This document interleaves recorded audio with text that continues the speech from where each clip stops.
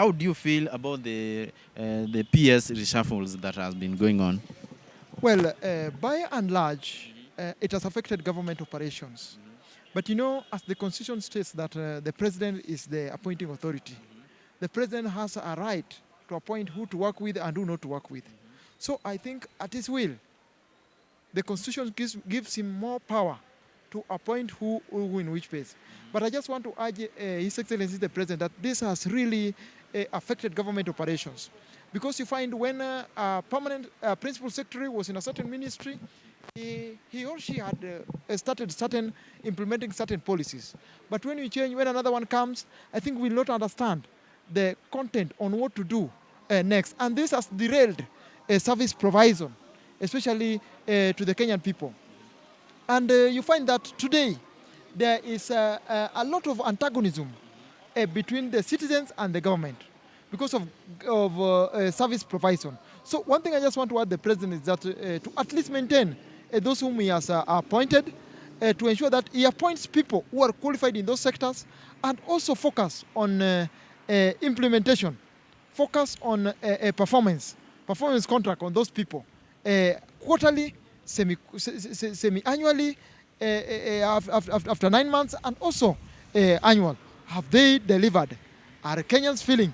I remember during Kibaki's time, we had ministers, and they were really active. We had the permanent secretaries. So I think with the constitution, it is also the presidential system has really affected, and has really affected that chemistry between wananchi and the government. Because you find with the technocrats, they might not understand what the wananchi want. And that is why the green book of this president, of Muammar Gaddafi, I think you need to ask the people, what do you want? So that you follow what the people want. You do what the people want. You might say, let me bring road here. And kumbe, the people themselves need water. So that need to be checked on. Thank you so much. I have got a question. Now that the President William Samoei Ruto and the former Prime Minister Raila Odinga could maybe they could come together to form one government that maybe could help the people of Kenya. Since then, what do you think they have come up with for these few days they have been working together? Well, by and large, the broad-based government, we cannot say, because this government, this broad-based government was formed some few months ago. We are going to judge these people immediately the finance bill is passed, and 3 months passes. That is by end of, I'm well informed on how government operates. So I'm talking from my position of knowing how the government is. So from September, I think we'll start feeling. But one thing they have achieved, and which they need to preach to the people of Kenya, is peace, love, and unity. We want a conducive environment, because through being a conducive environment, this is what will attract investors, foreign investors to our land. This is what will attract tourists, and this will develop our country in terms of investment and also the tourism sector. And the whole hotel will get a substantial income, and this will encourage also employment of youths. So one thing I encourage, let us peace and unity of our country, because development can only go where peace is. One thing they have achieved is peace, love, and unity. That is the only thing they have achieved.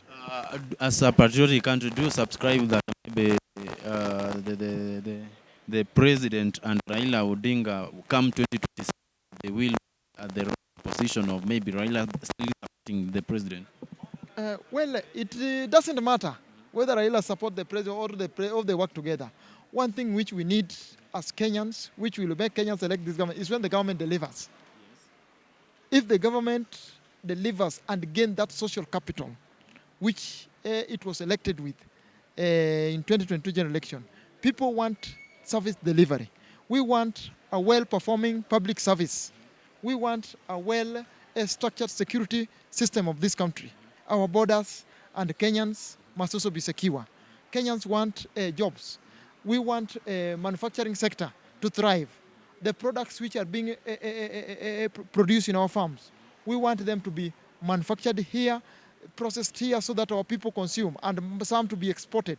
One thing which Kenyans want is just service delivery. If the government shall have convinced Kenya through service delivery, road network, electricity, water supply, cost of living, inclusivity, equality, and all those manner of things, I think that is what will gain the social capital, and this will enable people to gain traction, and it will gain the people confidence.